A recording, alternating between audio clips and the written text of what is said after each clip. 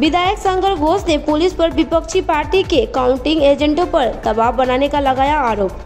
मतगणना के बीच सिलगुड़ी के विधायक शंकर घोष ने आरोप लगाते हुए कहा कि बिना किसी ईसीआई दिशा निर्देश के सिलगुड़ी पुलिस स्टेशन और विधाननगर पुलिस स्टेशन से विपक्षी पार्टी के काउंटिंग एजेंटों को बुलाकर सत्यापन के नाम पर उन पर दबाव बनाने का प्रयास किया जा रहा है। इस संबंध में ईसीआई से एक विशेष शिकायत की गई है। माटीगाड़ा विधानसभा क्षेत्रे दुटी थाना শিলিগুড়ি थाना और प्रधाननगर थानार থেকে বিরোধী দলের অর্থাৎ ভারতীয় জনতা পার্টির কাউন্টিং এজেন্টদেরকে ফোন করে তাদেরকে ভেরিফিকেশন করবার নাম করে রেসিডেন্সিয়াল অ্যাড্রেস সহ অন্যান্য বিষয়ে জানতে চাওয়া হচ্ছে এবং তাদের কাছে কিছু ডকুমেন্টস চাওয়া হচ্ছে।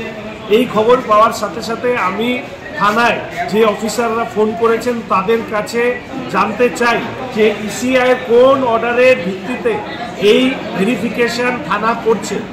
তিনি জবাব না দিতে পারার জন্য পরবর্তীকালে থানার বড় অফিসার তারা ফোন করে আমাকে জানাচ্ছেন যে স্পেশাল ব্রাঞ্চ, জানি না কোন স্পেশাল ব্রাঞ্চ, তৃণমূলের দলদাস পুলিশের কোনো স্পেশাল ব্রাঞ্চ কিনা বলতে পারবো না, তারা বলছে স্পেশাল ব্রাঞ্চ থেকে এই নির্দেশিকা জারি করা হয়েছে। আমি বলেছি এই নির্দেশিকা অবিলম্বে আমাদেরকে পাঠাতে হবে। আর কাউন্টিং এজেন্টদেরকে সরাসরি ফোন কেন? এই ব্যাপারে যদি কোনো ইসিআই নির্দেশিকা থাকে তাহলে আরও আছেন এবং তার পাশাপাশি আমাদের ক্যান্ডিডেট আছেন, ক্যান্ডিডেটের ইলেকশন এজেন্ট আছেন, তাদেরকে যোগাযোগ না করে ইন্ডিভিজুয়াল কাউন্টিং এজেন্টদের সাথে যোগাযোগ করা আসলে কাউন্টিং এজেন্টদেরকে পুলিশ দিয়ে ভয় দেখানোর অপচেষ্টা শুরু করেছে তৃণমূল কংগ্রেস এবং তার দলদাস প্রশাসন। যারা এই কাজ করছেন তারা জেনে রাখবেন অত্যন্ত অন্যায় কাজ করছেন।